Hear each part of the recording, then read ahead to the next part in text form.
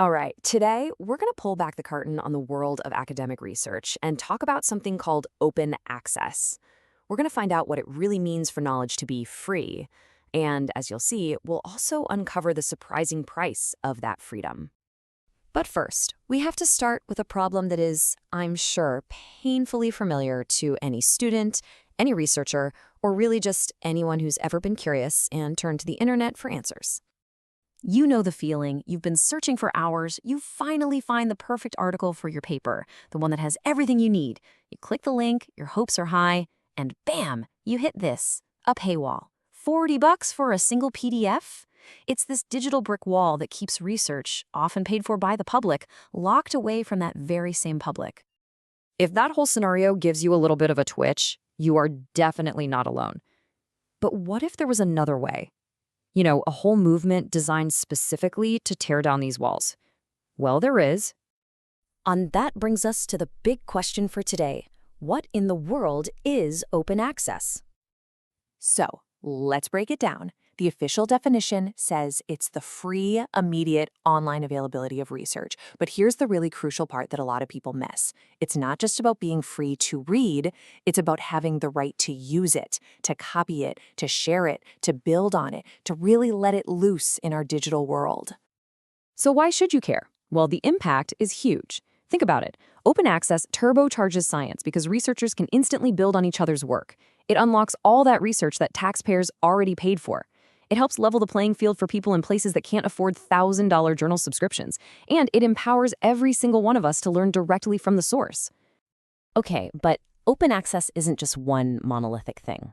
To make sense of all the different flavors, the community came up with a pretty helpful metaphor: colors. So let's run through the different shades of open access. First up, we've got gold open access. This is probably what most people picture. The final, polished, published article is free for everyone to read on the journal's website, right from day one. So how does the publisher get paid? Well, often, the author or their university or grant pays a fee to make that happen. Next is green open access, and this approach is a little different because it shifts the work onto the author. Here, they can still publish in a traditional subscription journal, but they also upload or self-archive a version of their paper into a free online database. So while the fancy publisher version might be behind a paywall, a free-to-read draft is still out there for you to find. And then there's diamond open access. A lot of people see this as the absolute ideal. In the diamond model, the journal is free for everybody. It's free for you to read, and it's free for authors to publish in. No fees either way. So how does it stay afloat? Well, the costs are usually covered by universities, academic societies, or grants, which completely removes the commercial transaction from the equation.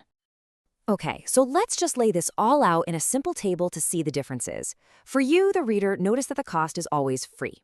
That's the whole point. The real difference is on the author's side. With gold, they often have to pay that fee, the APC.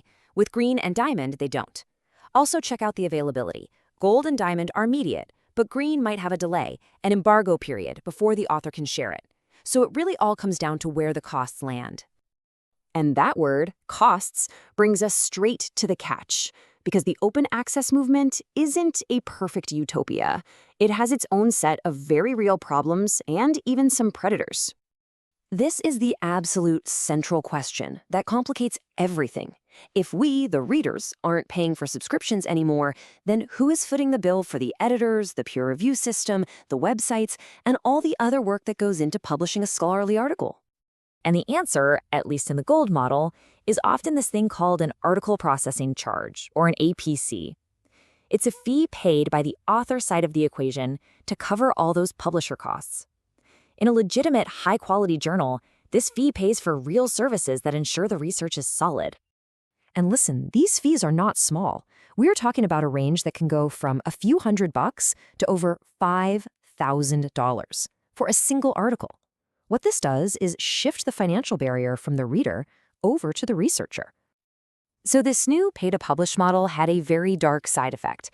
It basically opened the door for scammers and opportunists. And that leads to a really critical question for every single researcher out there. Is all open access actually good? And unfortunately, the answer is a hard no. Predatory journals popped up to exploit this APC model. They promise open access, but they don't do the hard work like proper peer review. So here are the red flags to watch for. Aggressive, spammy emails inviting you to publish, promises of guaranteed acceptance, fake lists of editors, and just plain shoddy websites. They're just preying on the pressure researchers feel to get their work published. So how do you protect yourself from these traps? Well, the academic community came up with a really simple, powerful little checklist. It's called Think, Check, Submit. First, think about whether the journal is even a good fit. Then, check it against a trusted source, like the directory of open access journals, or just go ask a librarian. They are experts at this. And only then, when you're sure it's legit, do you submit your work. So where does all this leave us? Well, in the end, it's all about making a smart, informed choice when it's your turn to publish your research. If you're a student or a researcher, you've got a few key questions to ask yourself. Does the organization that funded your research have a specific rule about this? Can your budget even handle an APC? If not, what's the journal's policy on self-archiving, the green model? Is the journal listed in those trusted directories? And maybe the most important one, what do your mentor and your librarian recommend? It's all about being a savvy consumer. And that leaves us with the core tension of this entire movement. We all pretty much agree that knowledge wants to be free. We want it to be accessible to everyone, everywhere. But making that happen costs money.